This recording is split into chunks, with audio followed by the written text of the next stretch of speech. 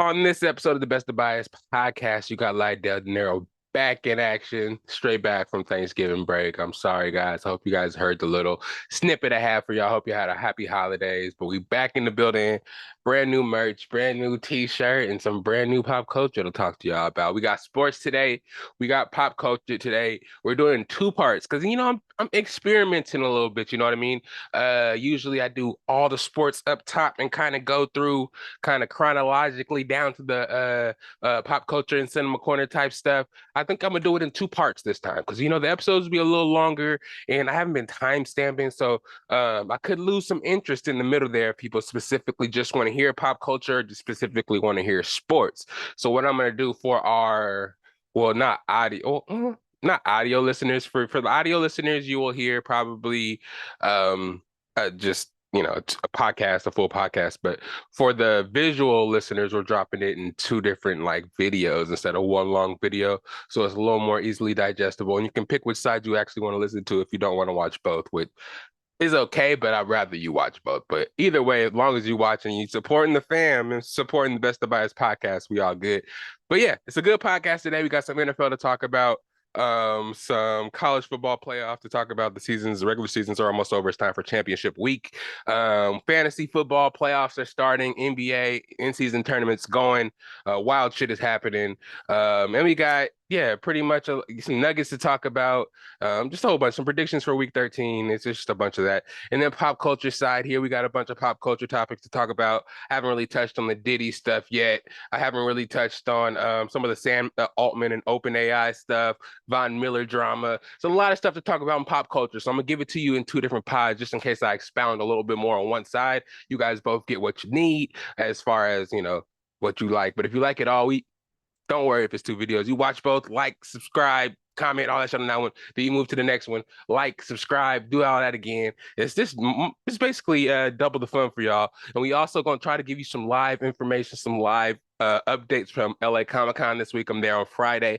I've been telling y'all a whole bunch leading up to it. So a lot of stuff coming, a lot of stuff to talk about, and it might be some bonus content this weekend starring Damo and a little special guest. So it's the Best of Bias podcast. We back. I know last week we didn't have a pod, but it was Thanksgiving, some time to spend with the family. Took a little break, took a little breather, but we back now.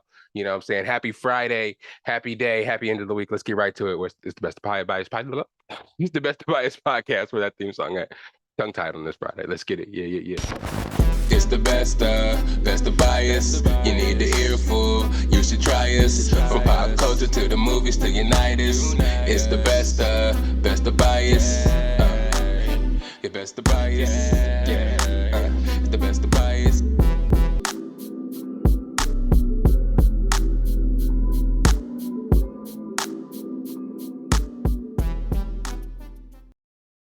And welcome back. It's your boy, Lydell Dinero. It just feels like it's been forever. You know what I'm saying? Last week, Thanksgiving. Hope you guys had a great Thanksgiving. Hope you guys got some full, a whole bunch of food, all the food that you love to eat on Thanksgiving. Hopefully your mac and cheese was good. Hopefully your yams was good. Can I get to the yams? Sweet yams. You know what I'm saying? Hopefully your yams is good. No marshmallows on mine, please. You already know how I go. But we back. We got some bias to talk about. We got some sports to talk about. I didn't even give y'all no sports last week, so we had a week of football I do have to review, but I'm not going to review the week last week as far as me getting my picks right. You guys know if I did. Y'all keep me honest in the comments all the time. I respect y'all. So I'm just going to go review over the scores last week. There's a whole bunch of Thursday games. There's a Friday game, and there's a couple of Sunday games. And then I'll preview NFL this week. You know what I'm saying? And it's just there's 6 teams on bye, so there's a few games this Sunday.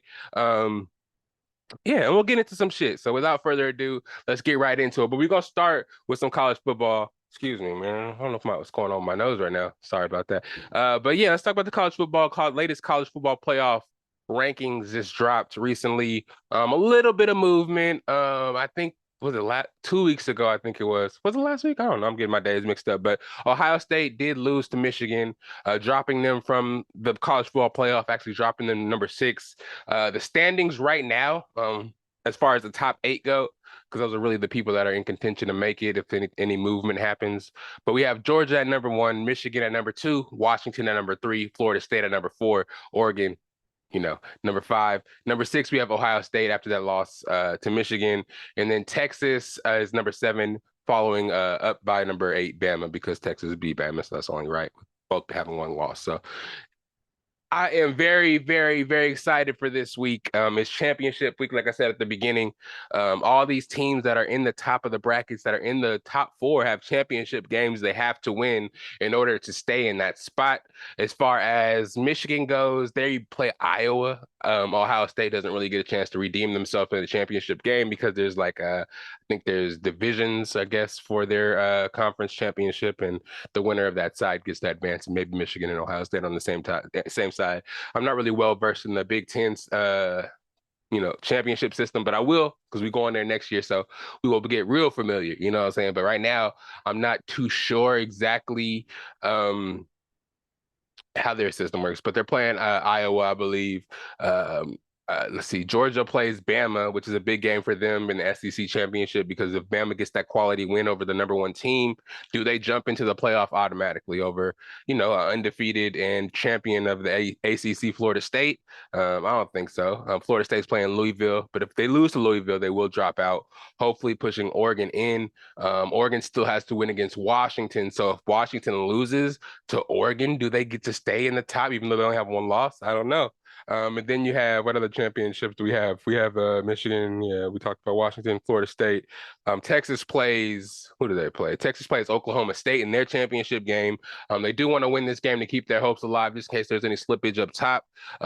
They have to win, take care of business. In Texas, man, they have been known to kind of get ahead of their skis sometimes and lose to teams they shouldn't lose to in the crucial moments of the season. So we're hoping that they can stay good and just stay in contention. We want everybody to stay in contention and everything to come down to the championship game. Let everybody that's in contention in the top 8 win their games. Well, I don't want to say that because some of them are playing each other, especially Washington and Oregon.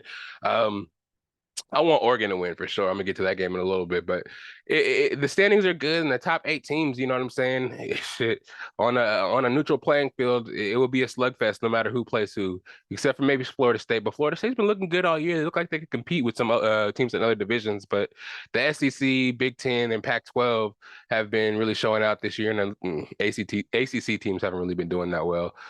Drake May hasn't really been doing well for North Carolina. Louisville is number 10 right now, but that's kind of late season pushes that they've been making. So, yeah, it's gonna be an interesting championship week. I know you guys are gonna be tuned into that. If your teams are in the top 8 and have to win the championship game to be considered or to make it in and stay, hey, power to you, because I know I will be watching. The game is tomorrow, Oregon versus Washington, the rematch out there in Vegas. I'm so mad that I can't be there, but I actually am on my way to Comic-Con tomorrow. So while you're hearing that, I'm probably getting ready to go. I'm actually working and then I'm playing there, missing the first day, but saying go, it is what it is. But Oregon is playing Washington, the rematch we need. I'm excited to see what happens, man, because it's Bo's senior year. Last year, senior night was the other night against Oregon State. We beat them for the last Civil War game in a while, at least in the Pac-12 anyway. So this is big time for Bo Nix. He lost to Washington. He did his thing. It just came down to a field goal, and our kicker, Camden Lewis, who's been missing a lot of kicks lately, he missed the field goal to actually have us tie the game to go into overtime. So we were really close the whole game, winning the whole game. We gained over 500 yards that game. We were pretty much doing our thing, but it came down to that field goal. Washington made some plays in the end to actually get the lead back, and they're at home. We played in Washington, so you know how that goes. Neutral playing field. We hope that it could be in our favor. No rain. It's going to be inside a dome stadium type thing. So it's going to be good. It's going to be a dogfight. Oregon's projected to win by 9.5.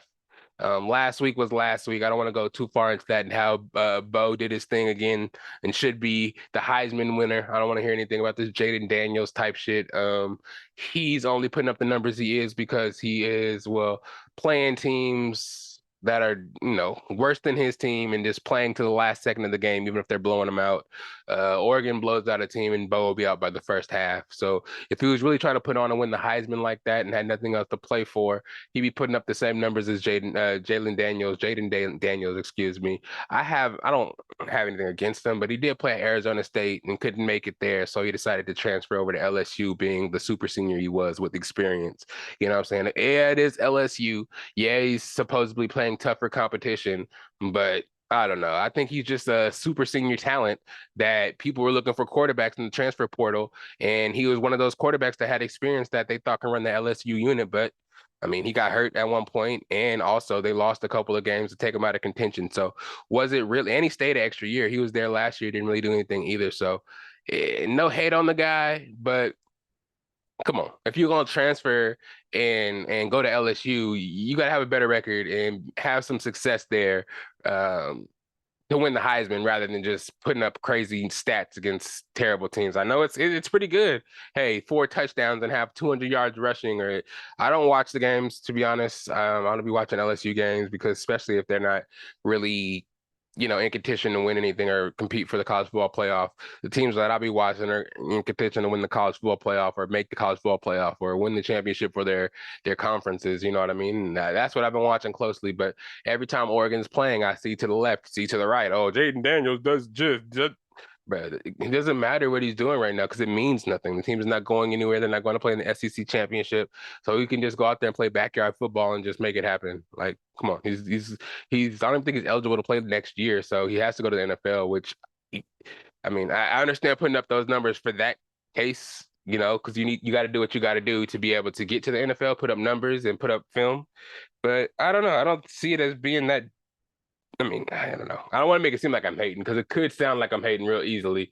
You know what I'm saying? But that's not what I'm on. I just feel like just from what Bo Nix he has, okay, mind you, since I'm talking about super seniors and stuff like that, Bo has been in the league, not in the league, the conference for a long time. Fifth year, the COVID year, he got a year back, played a couple years at Auburn, as we all know, and 2 years here at Oregon. Last year we lost to Oregon State, lost to a couple teams we shouldn't have. So he came back with unfinished business this year, and he's standing on business. You know what I mean? He has like 3,900 yards, like 37 touchdowns, two interceptions. Like he's doing what he needs to do, doing what an experienced quarterback should do, putting Oregon on the map and putting people on notice that Dan Lanning recruited great and is coming out here and changing the program. And more than being just a flash, fast, finesse team with a whole bunch of jerseys, we're actually some team that's good in the trenches. We're huge on our defensive line. Our corners and DBs can fly around. Our linebackers fly around. They're converted safeties that just bulked up and became linebackers that can run sideline to sideline. Our offensive linemen are all worlds, and we can rotate them in and out every year, and you don't see any slippage because of how we recruited and how these big boys want to come and block for people like Bucky Irving and Jordan James, and just people like that can just bust it and take it to the house, pause. And this, and that's what you want to see. That's what you want to have on tape as well. You want to make the NFL, go to teams that have running backs that can take it to the house with a great block. You know what I'm saying? One great block that you can put on tape. You see those in the NFL draft, that tape that these players have. You see them turning one guy out, pause, and, opening up a big hole for the running back and him taking it to the end zone. That's what you want to see on tape. That's what you want to have on tape. You know what I'm saying? And be athletic and be fast. Everybody at Oregon's fast. You know what I'm saying? What about those fast, nimble linemen we have? That's what they want in NFL now. You want linemen that can kick step hella fast. They're athletic and big. Penei Sewell, you know what I'm saying, out there in Detroit, one of the best linemen in the NFL, only in his second, third year. I don't remember exactly how many, maybe second or third. But he's balling out there, putting on for us. Kayvon Thibodeau got drafted out there as a defensive end, like number 3. We saw Javon Holland take back an interception against, I forgot exactly who it was in the last Miami game. It's just they're producing now. We're going to get these recruits because not only can we provide never-ending Nike and a whole bunch of jerseys and a top-notch education in a beautiful state, you're going to be able to go places and get drafted and have that ultimate goal of going to the NFL as well.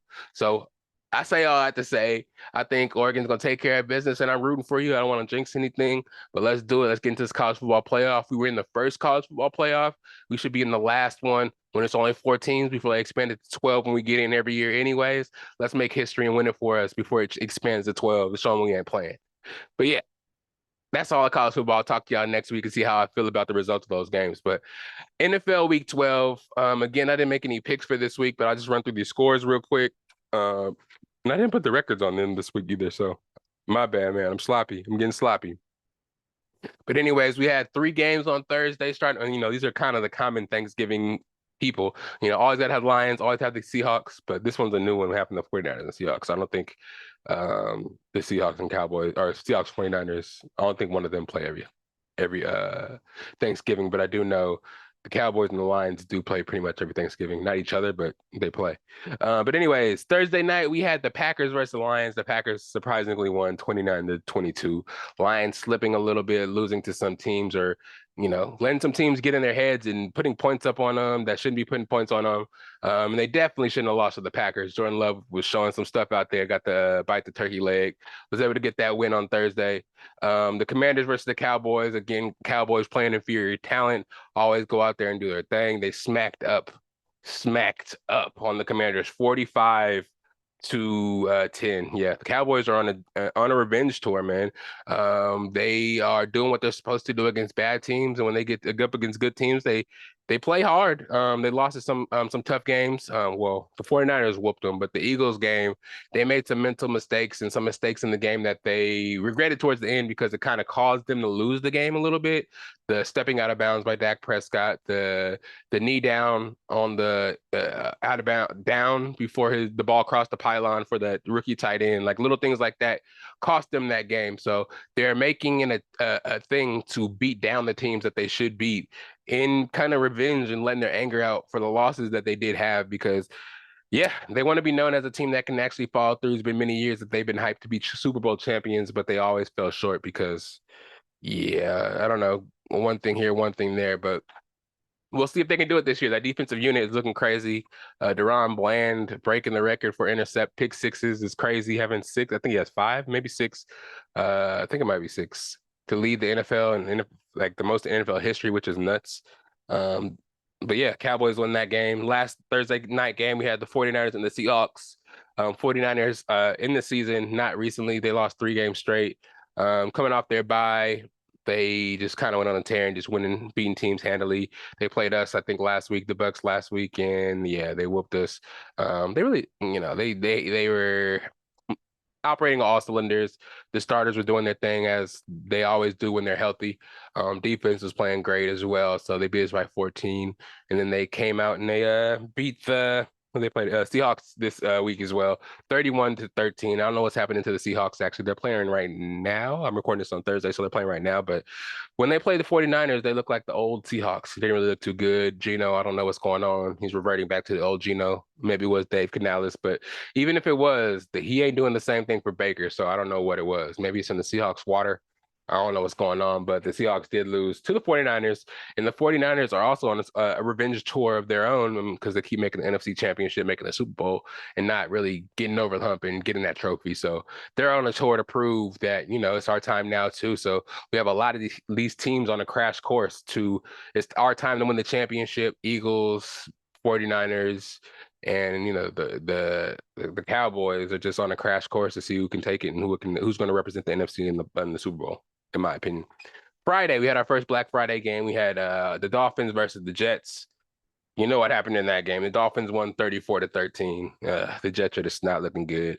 We're seeing word of Aaron Rodgers possibly coming back and playing. We saw him at practice. We saw him being activated off the IR or whatever.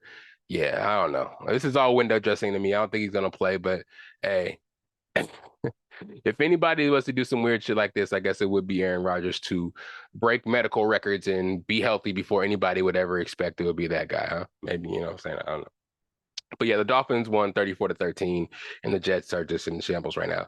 Sunday, we had a full slate of games. Patriots lose to the Giants 10-7. Buccaneers, they played the Colts. They lose 20-7. Should I talk about this game a little more? Do I have to? I don't know what's going on with the Buccaneers. We lost 6 out of 7. We lost to the Colts with Gardner Minshew. Our corners are trash. We get beat deep by every receiver. Our defense plays well up front, and then we get in 3rd and long, and our corners play 10 yards off the ball, giving easy first downs to their offense. They get down into the red zone, and they score once early in the game, and then they start holding up towards the end, kick field goals and stuff. And those field goals bite us in the ass towards the end of the game because we always make a run towards the 4th quarter, but that field goal that kept us down is always going to keep us from actually reaching our ultimate goal. And we always can trickle in and count on a Baker turnover or two. So without us being up handily or us being down one or two, if it's three or anything more than that, it's not going to be good. It's not. So me personally, I've lost all hope in this team. Me personally, I don't like saying that at all. I love my team. I love my offense. I love my defense, except for the corners right now. We paid Carlton Davis a bunch of money, Jamel Dean a bunch of money for them to suck. We signed this Ryan Neal guy from the Seahawks who is supposed to be good according to PFF, but he's terrible, gives up long plays and long touchdowns every game. One of the reasons we lost to the Texans, one of the reasons we lost to the team we played before that, the Falcons. Like, these teams that we should have beaten and we put up a whole bunch of points to beat, we lose to because of our secondary, our linebackers. Levante David should be, I mean, Levante David's great. I'm not going to bang on Levante David, but he just got hurt. He hurt his groin, so he's probably going to be out for a couple of weeks. He's old. And we have Devin White not knowing what he's doing, getting shook up by motioning running backs, tight ends, don't know what he's doing in space. He's fast. He ran a fast 40. And I do love the guy, but him playing out of position and giving up big passes across the middle and the tight ends like that is killing us. And we're not going to be we can't yeah. We're one game out of the division for first place. But if we do make the playoffs coming out of the NFC South, we're gonna get bombshelled because we're not gonna make any changes. Our coaches, if we win this game and win the division, they're gonna think that what they're doing is justified, and it's not. Our defense is terrible. We should not be giving up the things we give up to the people we give them up to. Like Gardner Minshew should not be beating us. We shouldn't lose to first year CJ Stroud. We shouldn't be losing to Ritter. We shouldn't be losing to these stupid ass teams that we should be beating. And we're wasting away the last couple of years of Mike Evans' career. We're wasting Chris Godwin. We're wasting these linemen that may not be here forever. It's like we're just wasting a bunch of shit, not changing shit that needs to be changed. And it's apparent. And our owners don't like to fire coaches mid-season, so we're not going to change anything like that. Like, I don't know, man. I love Tom Brady, but the worst thing that happened to the Buccaneers was him forcing Bruce Arians upstairs and him making Todd Bowles the coach. Me, I thought it was the opportunity to give the brothers a chance to, get a head coaching job. It was supposed to transition Byron Leftwich into being a head coach, but they gave play calling duties to Byron Leftwich, and our team went to shit for the next 2 years. So I don't know. I don't know what the change is going to be, but it needs to happen fast. I'm not used to this shit after the last 3 years winning a Super Bowl and shit. At least I want to be competitive. We ain't got to be the best, but shit, can we be as competitive as some of these trash teams that have got it turned around and are fucking, excuse me. Sorry, YouTube. I apologize for getting emotional, but it's just crazy. 4-7, yo. Anyways, I'll move on before I just self-destruct over here. Bears, they beat the Vikings 12-10. It was like one of the most boring games I'd ever seen. I think this was the Sunday night football game or Monday. I think it was the Monday night football game where they scored no touchdowns and won a game. And Joshua Dobbs threw 4 interceptions after being heralded the most genius player in the world, coming here learning playbooks in 2 days and winning games and shit. All of a sudden, he's the worst quarterback ever. I don't know. Giving the Bears a win in Justin Fields' return, by the way, as well. Ravens beat the Chargers 20-10. I don't know what's going on with the Chargers, man. They make my boy Justin look crazy. Keenan Allen's performing every week. They're wasting his performances. Austin Eckler, I don't know what's going on with you. I don't know what's going on with the team in general. I don't know how the defense is so bad. I don't know if Brandon Staley's a defensive guy, and that's why people hate him so much, because he's supposed to be that guy that does defense any kind of justice, but he sucks. Kellen Moore, first-time offensive coordinator.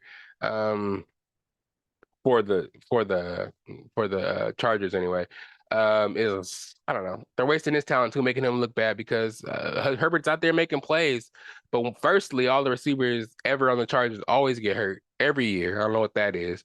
And then we have a line that's always in shambles as well. It looks like Eckler has to run for his life, and he just looks like he's running in concrete walls every time he runs the ball. Like, every time it looks like he's gonna get hurt. It's just wild. And then you have Justin Herbert with a broken middle finger on his right, or his non-throwing hand, and then you have him running for his life every play, getting sacked a million times and being forced into tough plays. It's just kind of crazy to see. So I would like to see them get a good coach. There's rumors that Bill Belichick might be leaving the Patriots and going there to be GM and coach. I wouldn't be surprised if any of the popping offensive coordinators on these teams that are going to make the playoffs wouldn't be looking at LA and Justin Herbert and saying like this is a great place to be. So I wouldn't doubt that either. But man, it's over for the Chargers this year. Ravens win 20-10 again. Chiefs beat the Raiders 31-17. This game was kind of weird at the beginning. The Raiders went up 14-0, and then eventually the Chiefs just kind of like did what they needed to do, ended up whooping the Raiders, and it is what it was. Everything was all good at the end. I thought it would be another instance where Pat Mahomes and the Chiefs lost to a sorry team. That would have been tragic, but luckily that's not what happened. They got the victory, and they are moving on. Moving on to next week, but a nice record. I think they only lost 3 games, so I'm not gonna do the math right now. That's why I should put the records here, but I didn't. My bad. I'm sorry, y'all. I'm sorry. The Bills and Eagles. This was a great game. Bills lost 34-37, though. The Eagles move on. And only lost 1 game now. It's crazy. They're getting all these close games and actually pull it out in the end. People are talking about how the offense isn't operating correctly. Is Jalen Hurts hurt? Is he lost it? Like, I don't think any of that is the case. You know what I mean? I think it's just that he needs to take a little time to get his stuff together, and he's getting it together, and he's making plays. I mean, though I'm not gonna complain or make anything up and say I'm not mad about AJ Brown not getting the ball as much as he was at the beginning of the season, but it's all good. You know what I'm saying? I ain't gonna be greedy with it. I'm not gonna be greedy with it. I'm just gonna hope that they get it together and he throw him the ball a little bit more. But the Eagles themselves, man, that brotherly shove is unstoppable. If they get on the 1 yard with the ball, 1 yard line with the ball, or 4th and 1, 3rd and 1, they're gonna pick up the first down. They're gonna score the touchdown. The running backs are gonna get it together. The offensive line is great. The DBs and the DBs are a little susceptible. But Bradbury, got an interception last game. Josh Allen, I don't know, man. He has to do a lot by himself. He kind of wills the team by himself and tries to do a lot. He was doing what he needed to do to get that win after them being, they're like 5-6 or something like that, 5-5, 5-6 now, I think. But it's just weird. It's just weird for them to be such a good team at the beginning of the seasons and always towards the end, they always disintegrate. And that's going to be a stain on Josh Allen's record. You know what I mean? And Jalen Hurts just keeps on making it by, and it's not always the prettiest, but he has 1 or 2 plays in him that he's going to make in the game that's like, wow. And that's what the team's going to need to take it over the hump. That's what happens every week. So if they're taking it slow, waiting for the playoffs to start to actually kick it into full gear, but I don't know. To me, it looks like they're going to win the 1 seed because this is their tough part of their schedule, and they're still trotting along. So we'll see. This week they play the 49ers, big game coming up. But if they win this game, it's like, fuck, like, what can you guys really do? They're going to have to play. They're going to play all their obstacles defensively to get to that number 1 seed. And I don't know if Kansas City's defense is like that. You know what I'm saying? If it is who they play in the championship, if it's the Ravens, you know what I'm saying? I don't know. I think they've seen it all. The defenses they have to play in the playoffs, I think maybe in the NFC, maybe harder than the defense they have to play in the playoffs in the AFC when it comes to the Super Bowl. You know what I mean? So I think they'll be battle tested and ready by the time the Super Bowl does come if they have to go through that gauntlet of schedules towards the end that they really have to go through right now. I'm not caping for the Eagles. It is looks like what's going to happen, man. It could be the 49ers. It could be the Cowboys, but we're going to have to see, man. These teams all want it. And again, it's going to be a dogfight. But on the AFC, it's looking a little bit more like either the Ravens or the Chiefs. Because I can't really think of anybody else in the AFC who would even threaten that top, Burrow's hurt. Josh Allen can't beat neither one of them. It's just Lamar and Pat. You know what I'm saying? Trying to think of who else is over there. I mean, yeah, that's it. So we'll see who ends up there, but let me not get distracted. Then we had the Browns.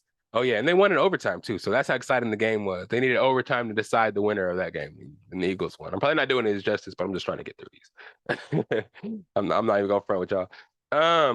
But yeah, the Browns and the Broncos. Broncos won 29-12. They're on a 5-game winning streak, which is nuts. After their start, they started off horrible. But Justin, what's his name? Russell Wilson's coming out and proving that, if you get with a good experienced coach, they can calm you down and get you back on the right track. And they didn't panic. They stayed the course, and they're making moves and winning games. 29-12 ain't no little task when it comes to playing the Browns. They had DTR start, even though I feel like they should at this point just start what's his name? PJ Walker, because he was winning games from the beginning of the season. But I don't know. That defense giving up 29 points to the Broncos is interesting. But yeah, the Broncos did win 29-12. Rams whoop up on the Cardinals 37-14. Yeah. Matthew Stafford lit them up. The Cardinals are back to the lowly ways after the first game. Hype with Kyler Murray being back. The Rams just kind of put it on the Cardinals. Yeah, Higbee, Kyron Williams coming back, having like over 200 yards overall, like catching and receiving and rushing is just wild. But yeah, no touchdowns for Puka Nacua or Cooper Kupp. But Cooper Kupp, man, I don't know. Fantasy wise, he's not looking too good this year because he had that injury at the beginning. He came back and he's not looking too great. But yeah, good win for the Rams. Jags played the Texans. It was a duel out there. Trevor Lawrence versus CJ Stroud. CJ Stroud did lose though, 24-21. Yeah, they had to. I mean, it's a rookie, and he's been on a Cinderella kind of tour. He's been winning games he shouldn't win and putting up big numbers in all the games. It's kind of amazing, to be honest. Definitely gonna win rookie of the year, and offensive rookie of the year. And then I don't know, if unless he makes the playoffs and makes some noise in the playoffs, I don't see the MVP in him. Even though MVP is like a regular season award, I don't think they announce it till later. I don't really remember how they do it for football. But yeah, he's having a good season. He's looking like a better pick than the Bryce Young for now. I don't know if it was the other way around. If Bryce Young would have went to the Texans and if CJ Stroud would have went to the Panthers, I don't know if maybe the same circumstances, because DeMeco Ryans a great coach. The coach for the Panthers just got fired. I think the pieces that they found for the Houston Texans are better than the pieces that they have left for the Panthers. So, you know what I'm saying? See, different circumstances, different strokes for different folks, if you know what I mean. You know what I'm saying? Saints lost to the Falcons, which I appreciated. Saints were in the top spot for the NFC South. The Falcons beat them 24-15, moving them back up to the top spot. They're both 5-6, so they're tied there, and the Buccaneers are close, one game out at 4-7. That just shows how bad our division is this year, but it's just crazy. Whoever gets us in the first round, whoever gets NFC South in the first round is going to whoop them. How about that? Steelers somehow keep winning. They beat the Bengals. Well, you know why they beat the Bengals. They ain't got no quarterback. 16-10. That defense out there in Pittsburgh is keeping them alive. 16-10. They keep rolling. I don't know what their record is right now. I feel like it might be like 8-3, which is kind of crazy. Panthers lost to the Titans 17-10. Again, I talked about it. Bryce Young is not having the best of times over there in Carolina. And Titans aren't really doing that well either. They started and committed to Will Levis, but Derrick Henry was able to score a touchdown in this game and keep them rocking at 17-10. And that's it for last week. I didn't make any predictions, so I'm not going to go back and see how many I got right. But hope you won some money. Hope you got some good food. Hope you enjoyed the game, some time with family. But week 13 is upon us, so I will preview those games and make some picks this year. And I'll even circle them. Do I got a pen somewhere near me? Do I got a pen? I don't want to do too much. I ain't going to do too much. Let me see if I got one in front of me. Nah, it's all good. I'll just say it. So first, we got Seattle and the Cowboys are actually playing right now. I don't know the score, but the spread was, in favor of the Cowboys at home, -9. Cowboys were winning last time I watched, 17-14, so I'm sure they're winning now. They're projected to win big, but I don't know if they're going to cover, but they're probably going to win. They're controlling the ball, pushing the ball downfield. I think they're going to do their thing. But for my prediction, the first one, we have the Chargers at New England. The Chargers are actually favored by 5.5 points, but I do got the Chargers in this one. I'm gonna ride with Herbert, even though they haven't been doing good lately, but I know they can't possibly lose to Mac Jones. That defense has to stand up somewhere, put their foot down, bruh. Come on, you're gonna beat. I got the Chargers. Detroit at New Orleans. I'm gonna pick Detroit. You don't even have to ask why. They're favored by 4 in New Orleans. I still got Detroit. I don't give a damn.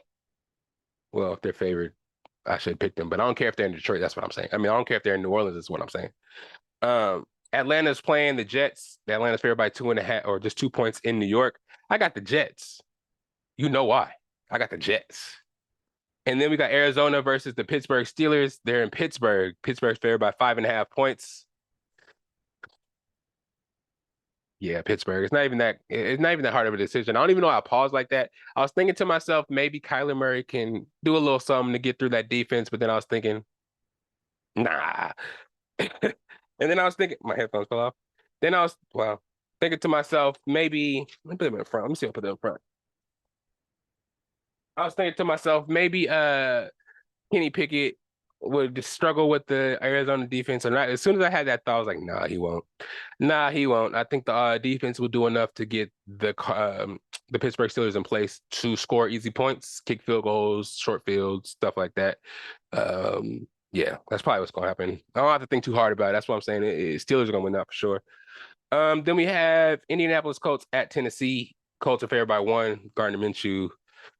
I guess they saying Will Levis ain't shit, especially at home. But I got just because they beat us last week, I'm picking Tennessee.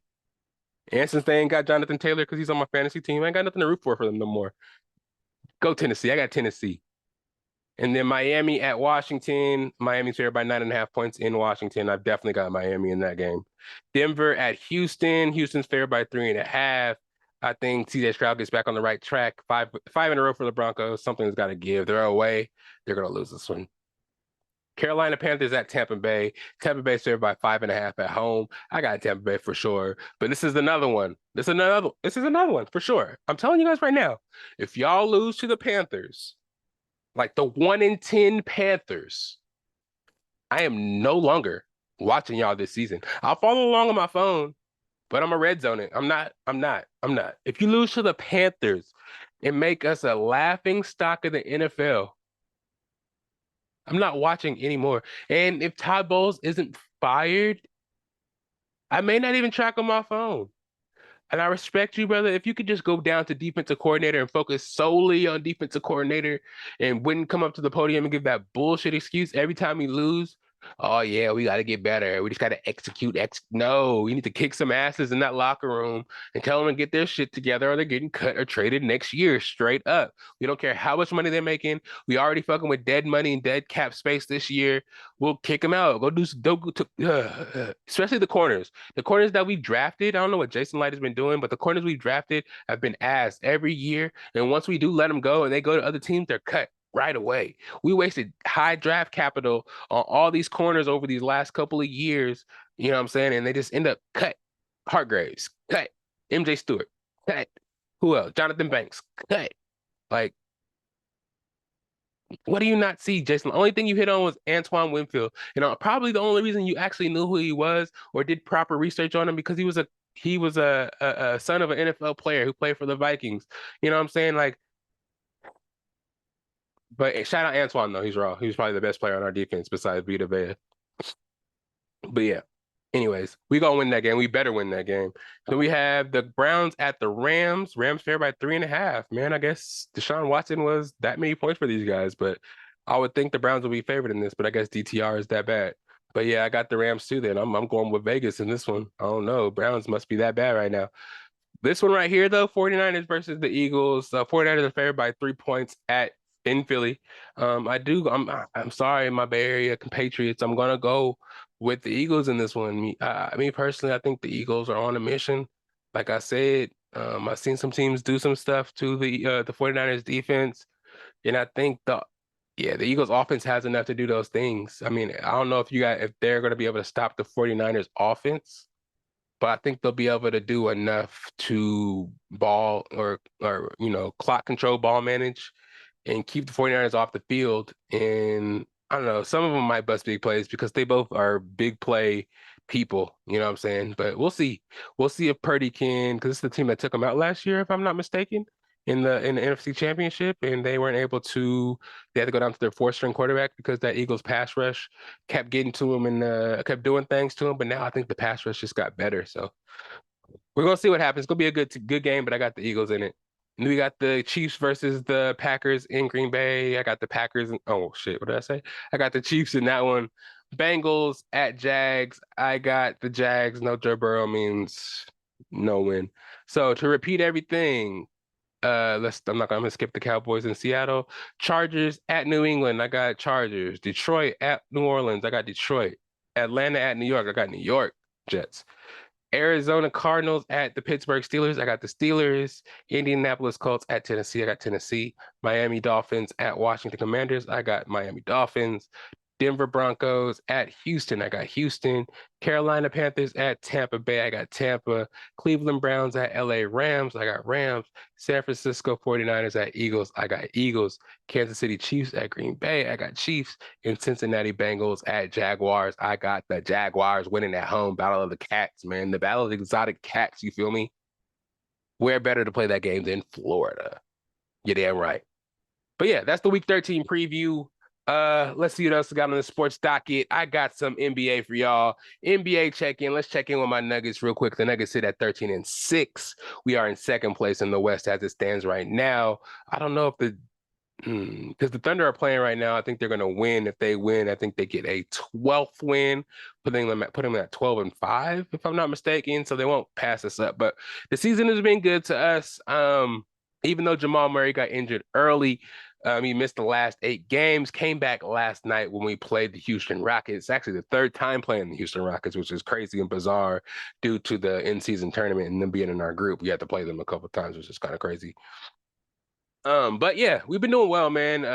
Been ups and downs, ebbs and flows, like of course every team has. At the beginning, we made a great push. We were like 6-1 with Jamal Murray, and then once he got injured with that hamstring strain, ooh, that's a tongue twister. We went 6-5. We held it down, and we're only able to, only lose 5 games, so we're still up there top tier right now. We're lucky that we have Jokic on our team because if we didn't, we would be way lower than that in the standings. But we're still trying to figure out this bench. We're down Aaron Gordon right now with the heel strain, so we're still trying to figure out this bench and what it can be. So we can give Jokic and Murray, MPJ, and KCP a rest. You know what I mean? We already know about Christian Brown from last year, doing great things with Bruce Brown out there, the Brown brothers out there balling for our second unit. We had Reggie Jackson not really playing much last year. This year he's playing incredible. Yeah, for sure doing incredible. Had like 32 the other night in the absence of Jokic, Jamal, and Aaron Gordon. 32 points. DeAndre Jordan getting some minutes this year. I was wondering why he didn't play a lot last year, especially with teams with bigs like Minnesota. You know what I mean? He had 21 points and 13 rebounds against a fully loaded Clippers team. So, you know what I'm saying? We're just working in pieces just so coach can be flexible in certain situations. Peyton Watson, Julian Strawther, 2 young players that were getting in there. Strawther being a sharpshooter, P. Watt being a defensive and a rim runner. And if he can get a shot right, him and Christian Brown, they can get their shots right, corner threes, just regular spot up threes. We're rotating in Justin Holiday, giving Zeke Nnaji some minutes. He got ate up a couple of games ago, so we tried, DeAndre Jordan this game. But that threatening presence of DeAndre Jordan, I guess, would make Zeke Nnaji pay a little harder because he did in the Rockets game. Um, yeah, so the rotation is nice. I mean, Justin Holiday can hit threes. Strawther, of course, is a flamethrower from three. MPJ has been showing up the last 3 games, 20 plus. I think he had like 30 plus this last game. This three-pointer is waking up. His confidence is back. I'm hoping that continues with Jamal being back on the court as well. It's just a lot of good things going on, man. I was a little worried losing a couple of games without Murray and our defense being our unit being defensive unit and our bench unit being so bad. But I mean, for all that happening and us still being second seed in the West is just great because once we get our team back fully going, that just means we can go up from there and just put a stamping on the league. But our biggest, thorn in our thigh right now is those Minnesota Timberwolves, man. They're number 1 seed right now. They are 13-4. I think they're playing right now, may go 14-4. It's just wild to see them up there because they are our in-division foes. Karl-Anthony Towns, Rudy Gobert. I'm a big Edwards fan, but everybody else on the team just gets on my nerves, yo. First round playoffs last year, just like from years ago. Team that wins makes it in like the play-in game. That wasn't before it was before the play-in tournament, but it was a play-in game essentially. If we won, who's the winner that makes the playoffs, and the Minnesota Timberwolves beat us, and yada yada yada. That wasn't anytime soon, like relatively, but it's just a lot. A lot of people on the team get under my skin. Karl-Anthony Towns definitely. Rudy Gobert. Ask Draymond Green how he feels about Rudy Gobert. You'll let you know. He gets under his skin. You know what I'm saying? So if he gets under my skin, he definitely getting under everybody else on the court skin. Mike Conley, I respect him, but he can get annoying when you're playing against him so much because he's a savvy vet that he just gets on my nerves. Slow mo, Kyle Anderson. Ugh. Who else is it?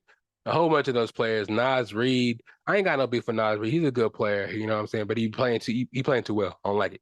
But they may be for real. I mean, and they're doing good right now. We'll see what happens if they get any injuries or anything on the team, if they can handle that. If there's any eternal strife. Last year, we saw Rudy Gobert did punch his teammate Kyle Anderson. So we'll see what happens when times get hard over there, if they actually can stand up and be the team that their record shows, or if they're going to revert back to the old Minnesota Timberwolves. Because, you know what I'm saying, there's some crazy teams up there in the standings right now. The standings are a little bit crazy. For the West, we got the Wolves at number one, Nuggets number two, Nuggets. Wait. Wolves number one at 13-4, Nuggets number two at 13-6, Mavs number three at 11-6, Thunder at 11-6 at fourth, and fifth we got the Suns at 11-7. Do I have the East standings? Yes, I do. For the East, we have the Celtics at number one. They're looking good with Porzingis and Derek White balling. Celtics 14-4. Magic surprisingly 13-5. Paulo and them is balling. Bucks are third seed, 13-5. Sixers are the fourth seed, 12-6, and the Knicks are the fifth seed at 10-7. It's a lot of stuff going on. Teams that aren't really good back in the days, they're getting those pieces, and the pieces they got in the draft are developing now. OKC got a whole bunch of players that they've been developing and still got draft picks. As you can see, Magic are up there. They've been having a whole bunch of draft picks. Jalen Suggs, Cole Anthony, of course, Paolo Banchero. Jonathan Isaac is actually healthy. Still got Gary Harris. They got some young ballers over there, and Wendell Carter. There's still some players there that want to play and are still developing. People forget a lot of these players in the last few years have been coming in at 19, 20 years old. And if they're not instant superstars, it takes them a little bit to develop. And now that they're like 23, 24, 25, and they balling out, it's like, oh, it's their time now. So it's interesting to see. Some of these players are in the league for a long time. But the play-in tournament, let me get a little check-in with that. Right now, we are done with the group play. We're into the knockout round. The games are on December 4th and December 5th. One game knockout round. I think the higher seeds are at home. They're not in Vegas yet. They don't go to Vegas till December 7th, which is determined by the winner of these knockout round games.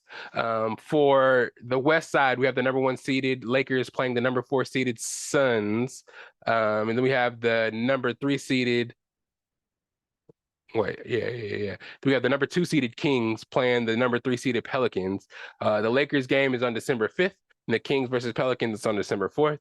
For the East side, we got the Bucks as the number one seed playing the Knicks as the number four seed. That game's on December 5th. And then we have the Pacers as the number two seed against the number three seeded Celtics, and that game is on December 4th.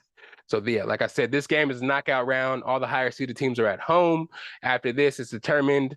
The higher seeds go to Vegas for the semifinals on December 7th, and it's still a one-game knockout.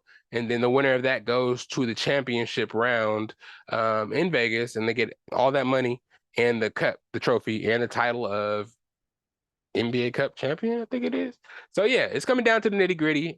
Good teams are going to be in there. If I was to predict the team that's going to win it all, I would have to say either I would have to say the Celtics, because I think they're the most well-rounded team in the tournament. They could get caught up by the Bucks, but the Bucks got to beat the Knicks first. I don't know if they're 100% going to do that. But I do feel like the Celtics are going to beat the Pacers, because everybody be beating up on the Pacers. They don't play no defense over there, so somebody like the Celtics is going to put up like 200 points on them. Lakers versus Suns, I think the Suns will win that. Kings versus Pelicans, I don't know. We'll see. I don't know. I might think the Pelicans are going to win that. They'll have the Pelicans versus the Celtics. And then I got the Celtics, you know what I'm saying? I think the Celtics are going to win either way. But I don't know, man. Me personally, for the good teams that are in the tournament, if they win the in-season cup and don't win the championship, it's kind of jokey. You know what I'm saying? It's like you try hella hard for that, but can't win the championship. Like, okay, you won your championship when you won the in-season tournament type shit. Even though it is kind of weird. Maybe I'm just hating because the Nuggets ain't in it. But hey, if you win this in-season tournament, you better win the championship too, or you're gonna be or asterisk winner. You win some money though. I know the players ain't gonna be mad about it, but yeah, that's all for the NBA. We're gonna touch a little bit on this fantasy real quick. We're gonna take a break and get to some pop culture. Can I do that for y'all? What time we got? Oh yeah, we gonna make it fast. Fantasy football. Best of Bias Invitational 2023. This is the last week before the playoffs. Next week is getting down to the nitty gritty. We have 12 teams right now. It's going down to 6 next week. So do what you need to do this week. I'm gonna review these scores from last week and tell you what the standings are hidden for this week. This is gonna be the final standings that I'm gonna say to y'all before the playoffs. You know what I'm saying? Next week, this week coming up determines if you make the playoffs or not. You know that. You know that. I'm just telling the Best of Bias listeners that now because it's getting crazy. I've been here every week, except for last week, to tell y'all how this tournament was going, bro. I mean, this shit's been going crazy. You should see our group chat. You know what I'm saying? Some teams are giving up. Me personally, I'm hyped. I'm number one seed. I'll get to that in a minute. I've been one seed in the beginning. I lost it, came back. You already know how I do it. You know what I'm saying? I ain't platinum for no reason on Yahoo. If you do fantasy football, you know what platinum means. You know what platinum means. You feel me? I do this. But yeah, let's get into the scores for last week. Now I'll talk some more shit. Me versus week 13 scores. I played just a running back living paycheck to paycheck. I beat him 113 to 95. I think it's my second time playing Yancey too. My bad, dog. K-Swag beat You're Not the Boss of Me 135 to 84. Shenanigans beat Sean's championship team 151 to 144. Then we have Pay Dirt beating Dijon's dazzling team 120 to 104. We had King winning against Cam's Catering 138 to 133. We had Hot Boys beating Armpit 157 to 111. And you saw how the standings changed after that game. You see how teams spent a lot of time number 1, 2, 3, and losing those couple games flips the whole thing. Now we got to win to stay in the playoff standings, but it gets real. Y'all think I be playing when I be saying make sure you're putting up all the points you can put up every week. Even if you're going to lose, you're projected to lose. Hope your team puts up the maximum amount of points. Do your research, do what you need to do, because it's going to be some ties. I know it's going to be some ties and records. And then some people are going to see, oh, shit, I lost because I don't have as many points as this guy. And that shit's going to suck, especially if you beat that guy in the regular season. And then it comes down to you guys having the same record and he has more points than you. I know people are going to be bitter. And I don't know if you listen to this podcast based on how you react when that happens after next week or this week, I should say. It's going to be funny because I be telling the guys every week, listen to the pod because I'm going to be talking about y'all. But as you can tell by none of the responses in my chat or how I'm talking to y'all right now, they don't be checking.